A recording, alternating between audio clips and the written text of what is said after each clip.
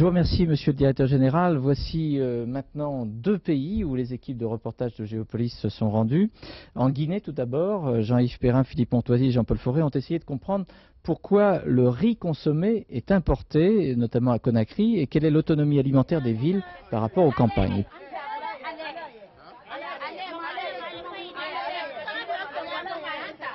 Les clients sont si peu nombreux sur ce petit marché de la Corniche à Conakry que toutes les marchandes de riz se les disputent âprement. Visiblement embarrassé, cet homme finit par choisir la jeune femme en boubou vert, ravi de son succès.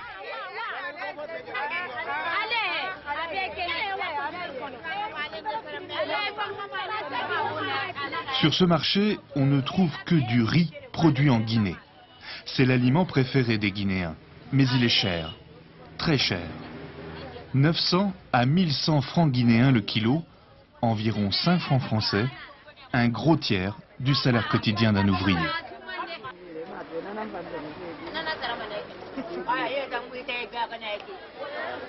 Beaucoup moins d'empressement sur le marché central de Conakry, le marché Niger. On y trouve de tout sauf du riz local. Au milieu des légumes et des farines de céréales, des sacs de riz importés du monde entier.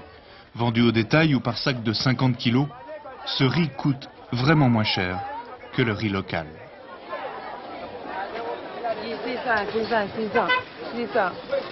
C'est tout le même prix? Il y a l'américain, il y a Vietnam, il y a Thaïlande et aussi l'Inde.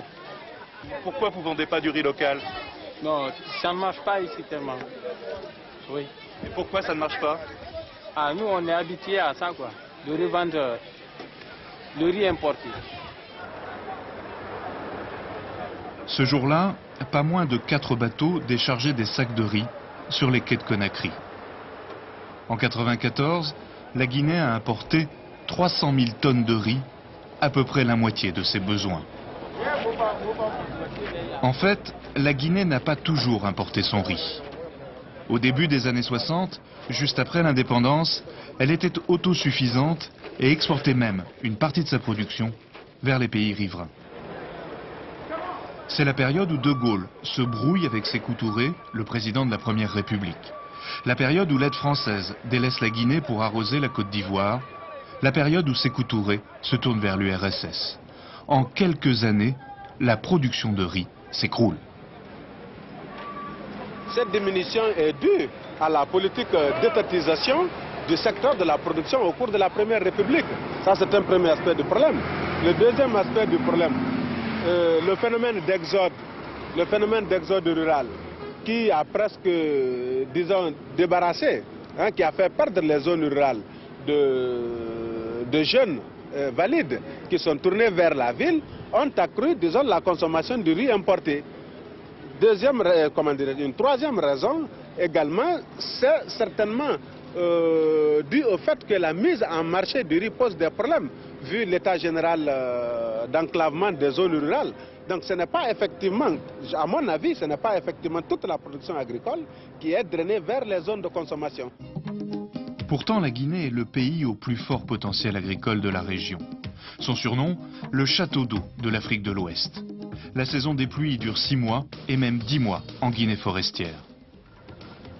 En Guinée maritime, on cultive traditionnellement le riz dans les zones de mangroves, des terrains marécageux recouverts périodiquement par la mer. Ces terres sont peu productives à cause d'une salinité élevée. Avec des rendements de 800 kg par hectare, les paysans n'ont pas assez pour nourrir leur famille. Les autorités comptent beaucoup sur cette région, la plus proche de Conakry. Dans le Cap-Hatchez, la coopération française a construit des ouvrages pour faciliter le drainage des eaux de mer et retenir les eaux de pluie. Leur but, intensifier la production.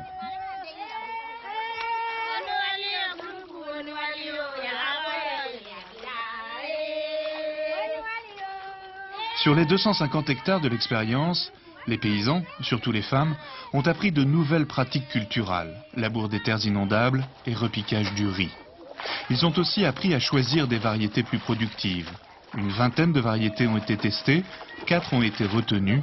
Le paysan est le premier à consommer son riz. De rien ne sert d'avoir une variété si elle ne remplit pas un certain nombre de conditions pour le paysan.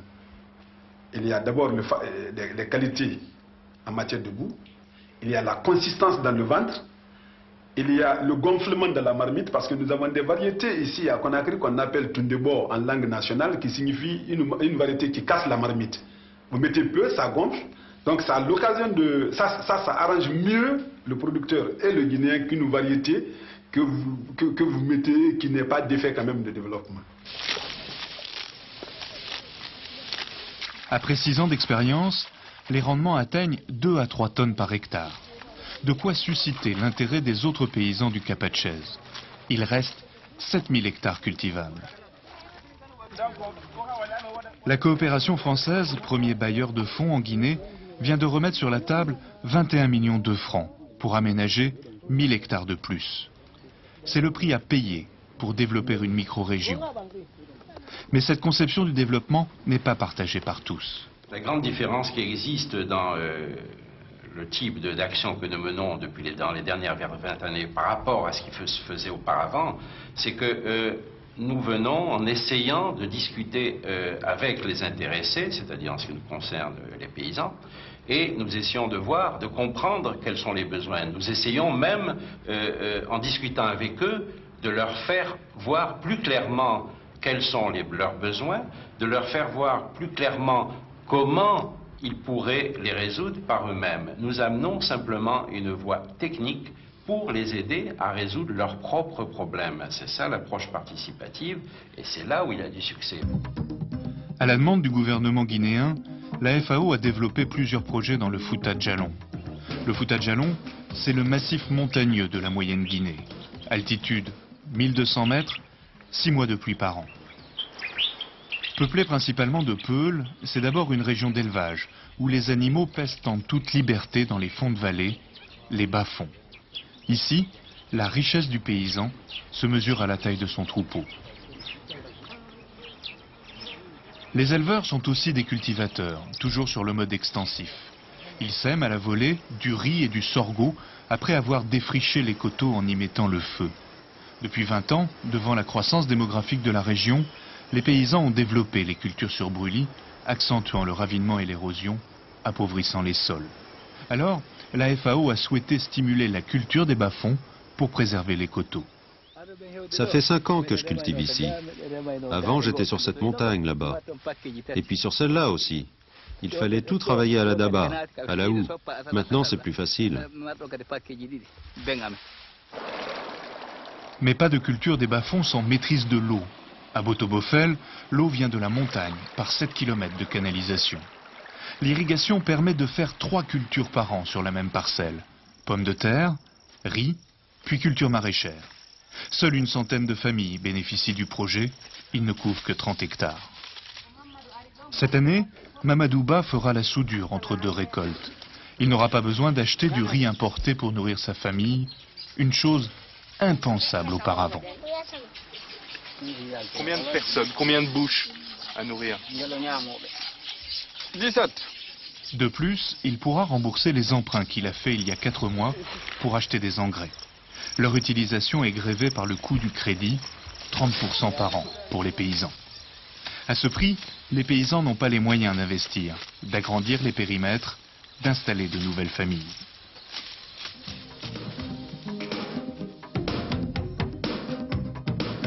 Ceux qui bénéficient de tels aménagements doublent, voire triplent leur production et peuvent vendre leurs excédents. Ce jeune paysan a besoin d'argent, il va vendre un sac de riz sur le marché hebdomadaire à quelques kilomètres de chez lui. C'est là, sur ces marchés ruraux, que les grossistes viennent acheter sac par sac les denrées qu'ils revendent à la préfecture la plus proche. Dans ces petites villes, d'autres négociants prennent le relais.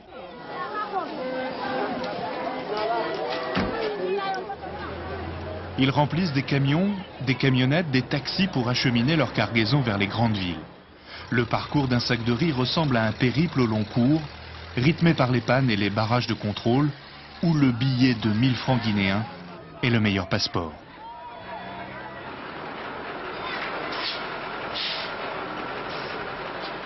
Nous avons un problème de moralisation de l'administration et de nos cadres, mais c'est des questions que nous sommes en train d'adresser sérieusement pour que cela cesse. Je ne sais pas si c'est le cas dans le secteur agricole, mais je sais que c'est une question que nous ne pouvons pas ignorer parce que c'est une question qu'il faut finir. Si vraiment nous voulons que les retombées des projets d'investissement le soient pour les populations et surtout pour le développement de notre pays. Manque de production, difficultés d'acheminement, corruption généralisée, 3 obstacles déjà difficiles à surmonter. Il en existe un 4e, la bonne volonté des commerçants. À Conakry, ils sont une vingtaine à maîtriser ce secteur stratégique. Ces gros négociants sont unanimes, ils sont obligés d'importer. Je travaille avec les banques nous prêtent de l'argent pour importer. Vu mes relations, je n'ai pas encore des grands moyens pour importer et acheter en même temps à l'intérieur.